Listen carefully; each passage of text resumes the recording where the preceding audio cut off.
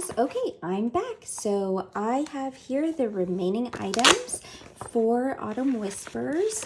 I went away for a couple of weeks. It took a while to get into this autumn vibe here because it was so hot. I didn't really want to scrapbook or create anything with this kind of look. So it took a little longer than it has before, but I'm going to show you what I have left over, which clearly seems like a lot, and I will then show you what I created, which are, you know, a few cute layouts. So I'll just go through the cards that I have left, and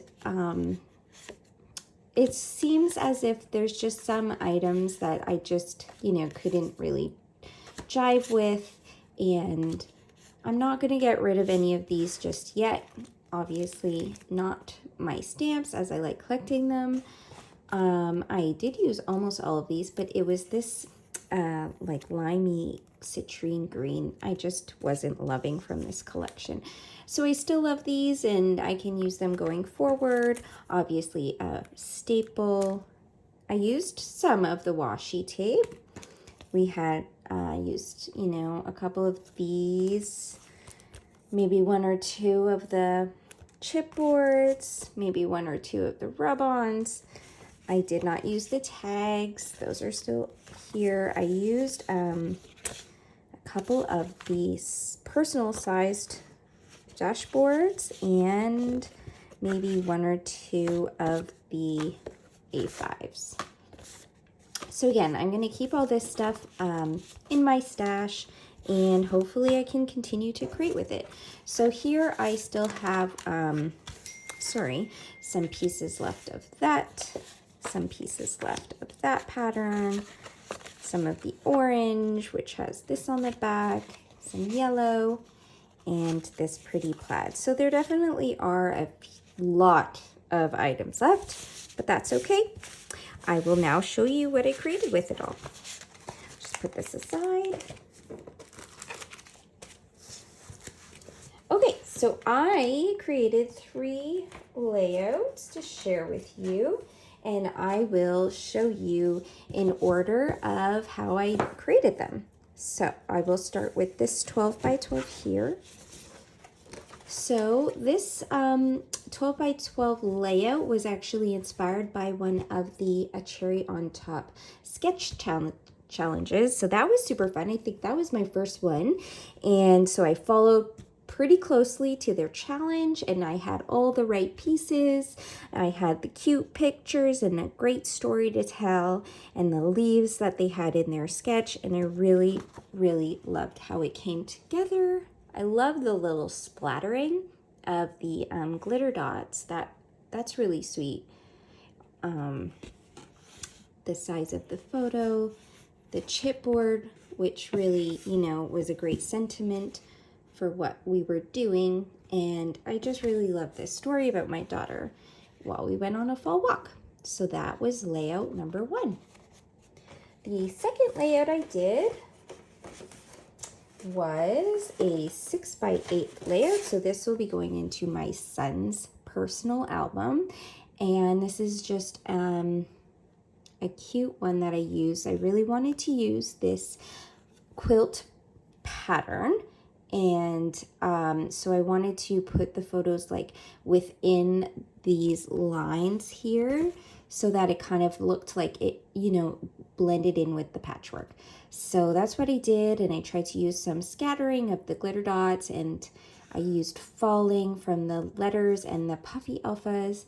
I cut out this tag from one of the top of the dashboards. So that's another way you can almost use the dashboards as pattern paper, and that splatter design is already there. You know what I mean? So it's really cute. I added some die cuts, a chipboard, and I stamped on it. I was so proud of myself for stamping on it because I don't stamp a lot.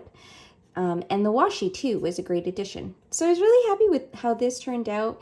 You know, there's not much to tell about this, you know, these cute, adorable photos. Obviously, you just take photos of your kids all the time.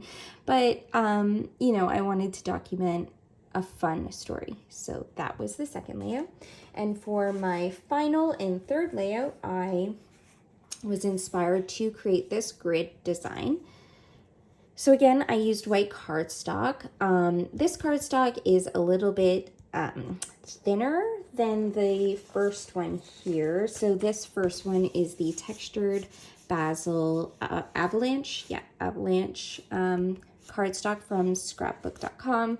This is just Michael's brand, but I didn't have any left and I am still waiting to receive my order, so I just went ahead and used this. I'm excited for November because I subscribe to my first month of 12 by 12 papers from Cocoa Daisy. So I'm excited to see, how that goes and how I can use all the papers and if I'm going to use all the papers, if I might feel overwhelmed, because I do love creating on a bright white. So we shall see. So I think for this one, I really wanted to use up the pattern papers. I wanted to find a way to use multiples of them as well as the dashboards. So these two are from the dashboards as well as this one. And then this is a 3x4 card. This is also a 3x4 card, and then some pattern papers, some die cuts. I did a lot of the stamping. So this is actually, this is where I went a little bit astray. I used September 2023 Daily Journal. That was the collection. I used the stamp from that. It had a lot of splatters. So I really wanted to add that in with the leaves and, falling leaves.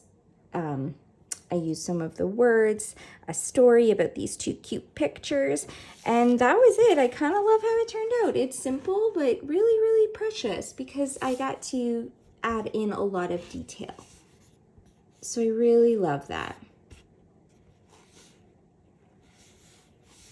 So I am really happy with how October went for Crush a Kit. I'm glad I got 3 adorable layouts created, and I'm looking forward to trying again in November. Last November 2023 was my absolute most favorite collection that Cocoa Daisy has come out with. So I do have a lot of items, and sometimes when that happens, I get a little overwhelmed and I don't use them because I kind of want to hoard them. So I have a lot of items, but we're getting into the busy season. December Daily is coming up. I have so many projects that I still want to complete, even my 4th of July projects. So I don't know if I'm going to be able to do it in November or skip a month and do it in December like I did for this. I skipped September because it was just too busy. But I will see you again soon in the next one. I hope you enjoyed seeing these layouts, and I'll see you again soon. Bye.